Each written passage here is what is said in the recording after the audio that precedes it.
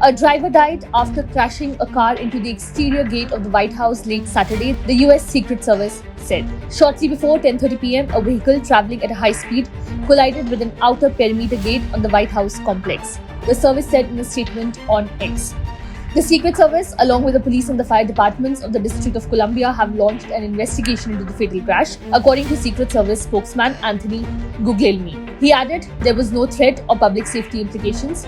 In January, authorities detained another person who crashed a vehicle into the exterior gate of the same complex. The car hit a security barrier near the junction of Pennsylvania Avenue Northwest and 15th Street, according to the Washington Metropolitan Police Department. The Metro Police stated in a statement shared on social media.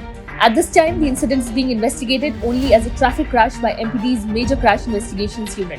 The Secret Service stated that although security measures were put in place, the White House was not under danger. The Secret Service said that while it would continue to look into the incident, it will hand over the investigation into the crash to the Metro Police.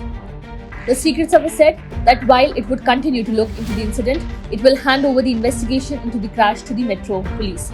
The White House has seen a string of high-profile trespassing incidents in recent years, prompting the construction of a higher, tougher metal fence around the iconic mansion's perimeter in 2020.